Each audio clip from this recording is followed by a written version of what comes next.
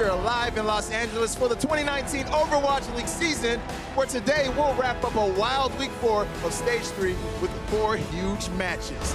It all starts with our match of the week between hometown LA Gladiators and the Vancouver Titans. The Gladiators are 4-2 in this stage and need a win to get into the Stage 3 playoffs.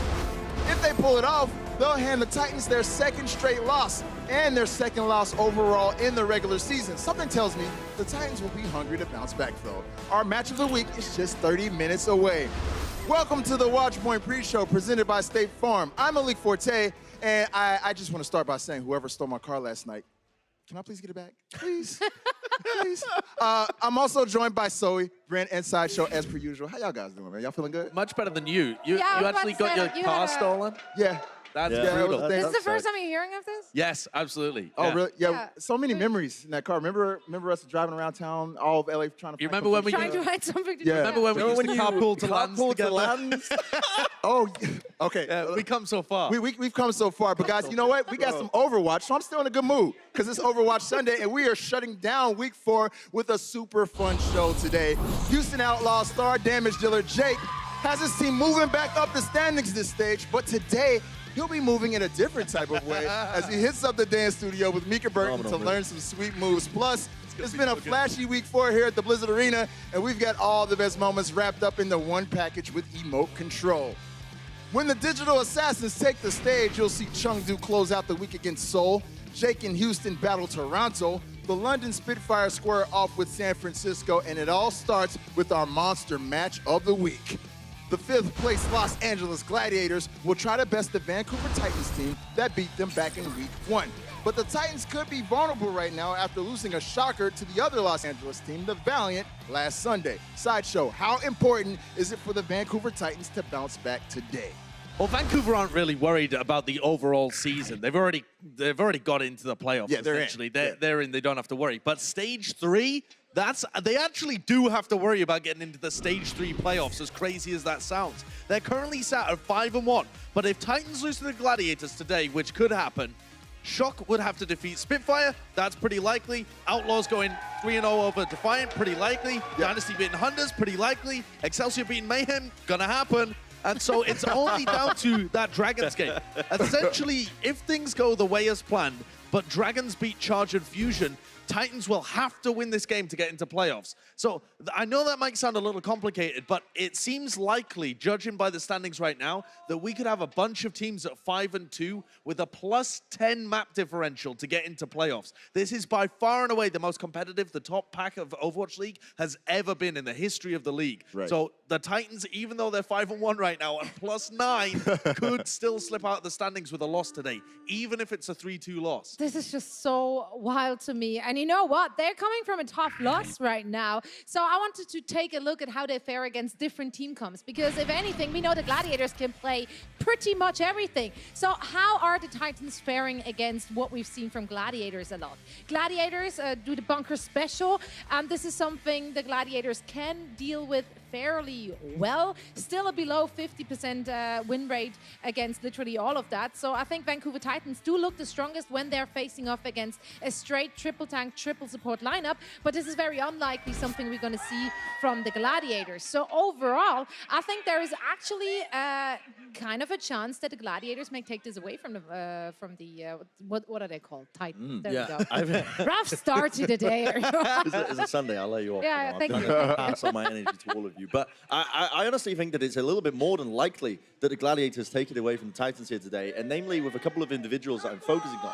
It's going to be Surefor with his Sombra play, his flexibility. This dude is phenomenal in terms of how much he can play. Him being in the lineup has really leveled up how much the Gladiators can play. But again, it comes down to, do you want to be the jack of all trades, master of none? But then you've got Decay. And this guy is just absolutely unreal. Like, we should realistically be checking his PC to see if he's cheating. Because those shots were not ridiculous. They just weren't normal. And then at the tail end of there, you saw they got hydration. I mean, this guy has just been Mr. Consistent on that fire roll since the dawn of time, it feels like. So they have all the pieces they need to really throw a curveball at the Titans here and take a win here today. So much versatility and star power on the Gladiators team. We can see if they pull off that upset against the Titans later. But that match is number 1 versus number 5 in our standings. And we've also got number 3 facing off against number 6. The London Spitfire bring their 3-3 stage record up against the San Francisco Shock Squad that lost a 5-map war against Chengdu on Thursday.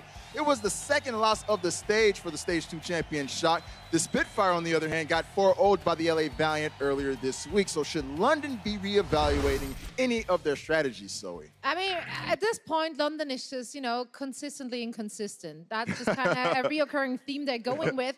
And if I'm looking at what we've seen from them recently, it really struck me that Gesture has been dying a lot more than your average Reinhardt dies. And they did make some changes in their support lineups, and that leads to the question, is this the issue? Is it the healers not keeping him alive, or is it maybe Gesture just being too aggressive and caught out? So let's compare what we've seen lately. Quartermain has been fielded over Nuss a lot, and frankly, if we're looking at the statistics, Nuss is getting the better end of the stick here. He is looking quite a bit better. However, if we're looking at how often Gesture dies per 10, yeah, I snuck that one into this stat. I love it. The Gesture deaths per 10 minutes. Exactly. That's where Quartermain is looking a little bit better. So I would like to see them switch again to Nuss just to see if there is actually a big difference. Interesting. You know what? I do agree, though. Spitfire, you don't never know what team you're going to get with them. Yeah, they failed all of us. They're literally a box of chocolates. Yeah. As Bryn was saying all yesterday. All right, so San Francisco's 2 losses this stage came to the 11th place team and the 18th place team. So, Bryn, should there be any concern right now if you're a Shock fan? Yeah, absolutely. That should be you should honestly be quite concerned with the way that the team has been performing recently. And against Chengdu, they struggled in particular towards the tail end of the series with Alsa and the Sombra. They got a couple of examples of where they were really taking advantage of it. The EMPs, the support line getting split up for Shock here. You can see them getting picked off. Again, it's a bit of a difficult scenario to be thinking about. But again, Elsa as well, coming in clutch with a lot of these hacks at the right moments onto these targets and not really being pressured out a lot of the times. I feel like he was just farming his EMP, not really, again, on Oasis there was an example there where he was on the high ground just slamming into them with damage from above, and nobody was really pressuring him from the high ground the entirety of the fight. And you need to be at least putting a little bit of effort into trying to shut them down, even if it's just pre-firing angles, decloaking him, because again, anything that you can mitigate him building up that EMP, because it's always going to win them a team fight. And Shock are normally pretty good at that, but they really failed against Chengdu. And I agree with you that it comes down a lot to how the Sombra plays in this match. And the Sombra player for London recently has been Prophet, who we always talk about as such an incredible player, very versatile, potential best player in the world. But Prophet has not really succeeded on Sombra for the London Spitfire. It limits him because his versatility is one of his greatest assets and his clutch potential. But the Sombra is about making it really hyper-intelligent plays at the perfect time rather than just going out there and hard carrying your team. So my question is, should Guard be fielded instead? I would be in favor of this. I mean, statistically the better Sombra, but also just looking back at when he played in Stage 2 for them, they were having great success with him. He's an incredible Sombra from the past. He's just been sat on the bench, and he should be brought in my opinion, as their Sombra specialist, allowing Prophet to play the DPS heroes where he can actually carry. So you take Birdwing out? Well, that's the thing is, it's either Birdwing or Fury that would come out here. Okay. Fury's the more versatile, but in order to make other compositions work, you probably have to take Fury out of the comp. So again, Birdwing actually does need to step up there. Otherwise, you can slot Guard into Birdwing's position and have Fury and Birdwing and Prophet, but you might struggle a little bit in terms of the compositions that you can run because of a couple of overlapping hero pools. Well, it remains to be seen, but I do think that Guard should be in the lineup. Interesting. All right, well, guys, the Shock are hoping to get that bad taste out of their mouths from losing to the Chengdu Hunters earlier this week. And Chengdu is trying to leave that same bad taste in Seoul's mouths today. Ugh, nasty. Can the Hunters keep the upset train rolling? We'll tell you next on the Watchpoint pre-show. The Overwatch League is brought to you by T-Mobile, now connecting 99% of Overwatch League fans. Catch your league on America's network, T-Mobile.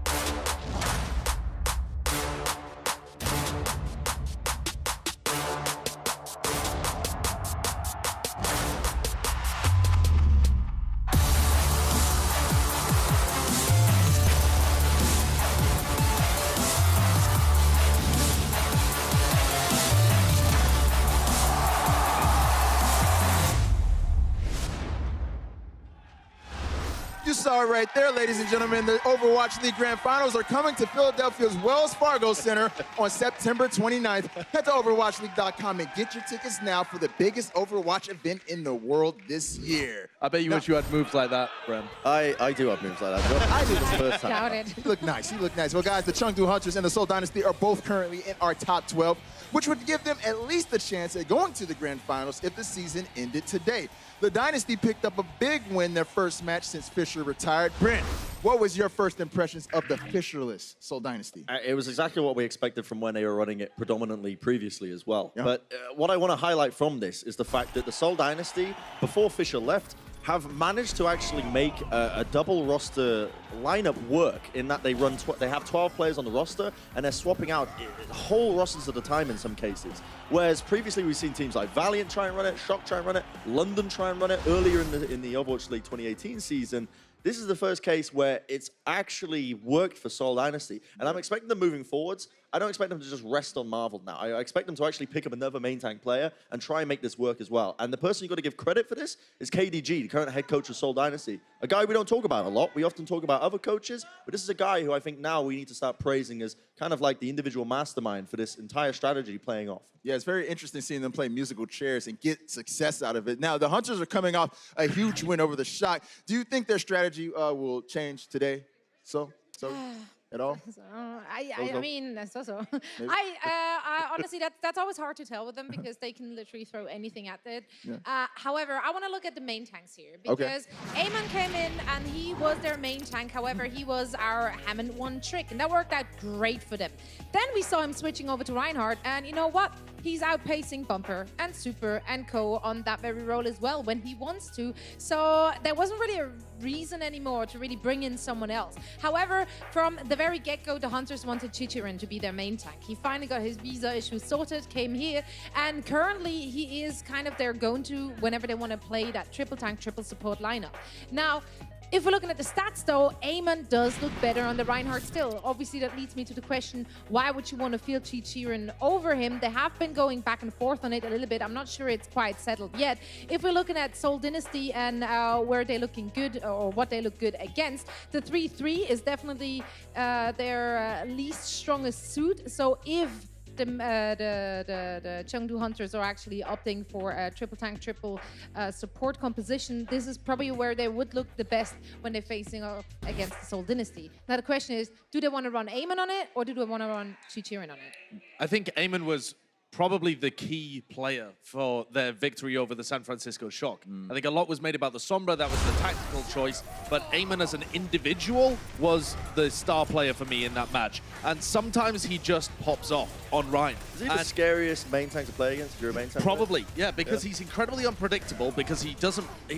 sometimes he hyper-feeds on Reinhardt.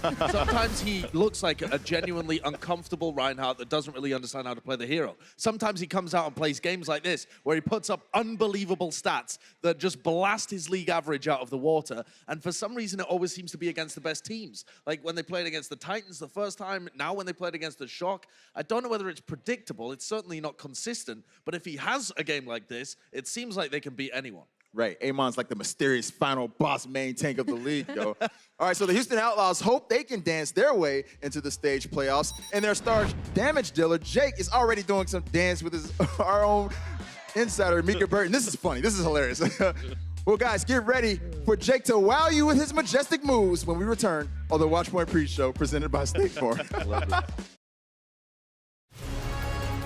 The Overwatch League is powered by Intel.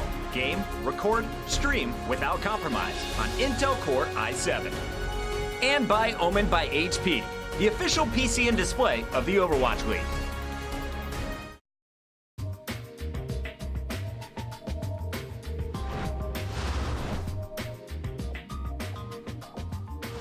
You can always run away, you can dodge rockets, and they're going to put agilities on the fire gun. I love this. Yeah, agility's part of it. Oh no! Or you're just gonna get picked immediately out. Supercharger here for the fuel. Using ultimates just to survive. That's not what Dallas want to be doing. On Xiaolong, AKM makes I told you! Elsa just drops the bomb in! Oh. the armor to wear out. Gonna back around the corner. Jalon, let's go. Trying to Nice not hack on the bumper. EMP now being used. Bumper just trying to hide in that little corner there with Upsal going down. The self-destruct might just be a pressure relief foul. Three! Jadu comes up with the answer, and it's Emong. Emong and Evil Tile to go down there.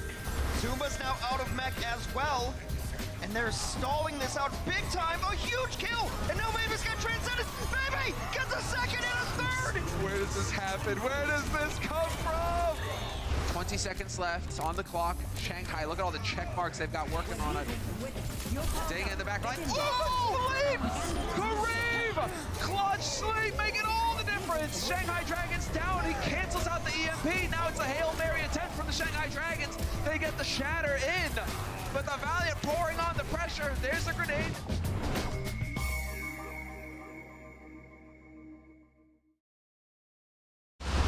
From Houston's Jake and insider Mika Burton leaked some photos of their dancing segment on social media, the response was immediate. Most notably, this awesome drawing from Pox and Q of Jake in a tutu. This was some impressive visual art right here to go along with the art and motion you're getting ready to see. Now, when we asked Jake to do some dancing for a Watchpoint feature, his actual response was, YOLO, why not? But it turns out Jake's a natural, so you may only live once, but if you're Jake, you can dance anytime.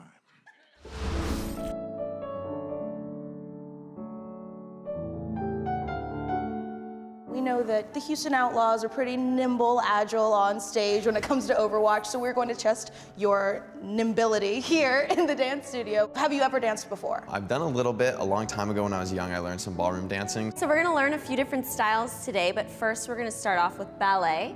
Place your right leg up onto the bar and point those toes. Really get into that side stretch. Oh my God! That's like amazing.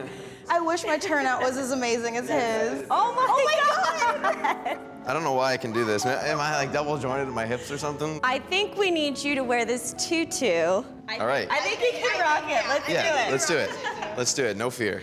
Demi, grand plie, final balance. Very nice. A natural. This is so good. And he said that he wasn't going to be good at it. Maybe this is the beginning. Walk away from the Overwatch League and begin my career in the Royal Ballet. Absolutely. I think we should then move on to the next style, which is the waltz. Classic. Complicated. This one scares me. Shoulder blades down, abs in, and we start with our feet together. Back, Step in, side, together. Without stepping on Mika's toes. And then you're gonna dip opening up this way. What do I need to do here? I don't want to drop anybody. 4, 5, 6, back. Good. And back, side, turn, front, open, and dip. We did it! Yes! It actually feels so great. Our next dance is jazz. I think we should get a little Houston Outlaws lighting in here. Hold on, I've always wanted to do this. Oh, it worked! Yes. All right. 5, 6, 7, 8. 1, 2, hold 3 and 4. And he has high arches. What? Good turnout, high arches. Jake's born for dancing. It's official. You have to be a dancer now. 1, 2, 3, 4. Oh, I keep going forward. We're improving. It's all about the trend. That's what I always say. It's not about where you're at. I twist my hips out the other way to the left. Push front, back. You look like an injured bunny.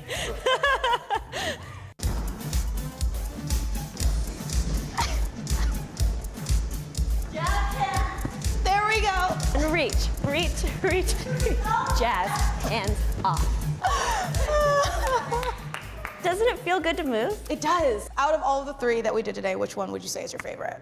I'd have to go with the waltz probably because I think the aspect of doing it with somebody, like that you're partnered up and kind of mirroring, you have to navigate them and your role in the dance. This is like Overwatch. Waltzing and Overwatch are Very exactly similar. the same thing. You heard it here We first. cracked the code. I think definitely the teamwork aspect that you're all on the same path, going for the same goal, but you all have a different piece to contribute makes the game really interesting. So it's kind of a similar thing for dance, that you're doing different things, but they come together to make the dance what it is. Well, thank you, Dana, for helping us through Carrying. this dance. Absolutely carrying us through this. And we had a lot of fun today.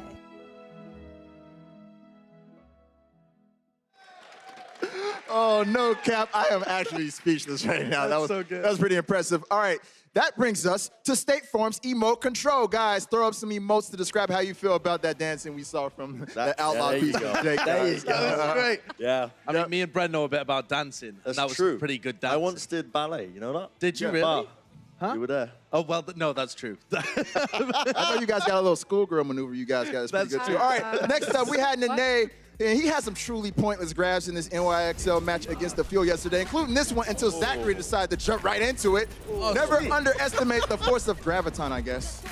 Oh, that's unfortunate. It's like a double fail. I know. It Then was a solo Why grab. does it and make he you just so jumps happy? Because What it's is just wrong? like, I don't know, these guys are supposed to be good.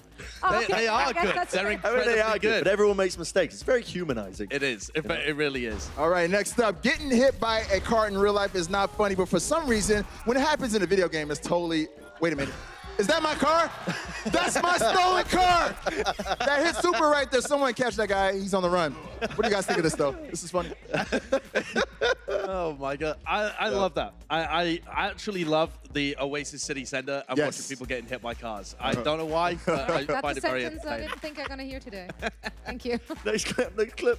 All right, next up, we saw some Ash this week, which is fun, but not so fun if you throw your dynamite at your own feet like Ivy did here, and then you get head click trying to run away from it. Yikes. I'm going to go with a slightly controversial one here. I think that was a sick shot, honestly. That was just a fantastic shot onto him as he ran away. Hit him right in the forehead. Right in the forehead. It's a relatable clip. Let's be real. All right, yo. I always throw my dynamite at myself when I play out. We need to see more Ash. I love it. I love it. All right, guys, it's a shame we don't have emote control on Monday because there will definitely be some huge moments in today's match of the week between the Gladiators and the Titans. The match is just less than 10 minutes away, and our predictions are next on the Watchpoint pre-show. Coca-Cola is the official refreshment of the Overwatch League.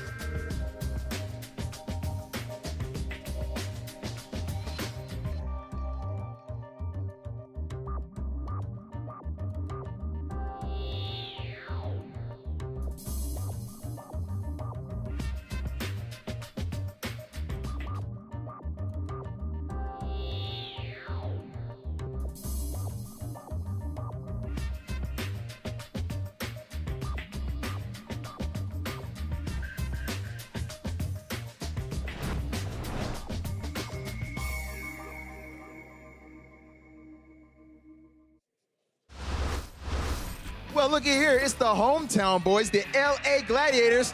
They were able to dispatch the Toronto Defiant earlier this week, and today they're going to be looking to take on the tall order of the Vancouver Titans.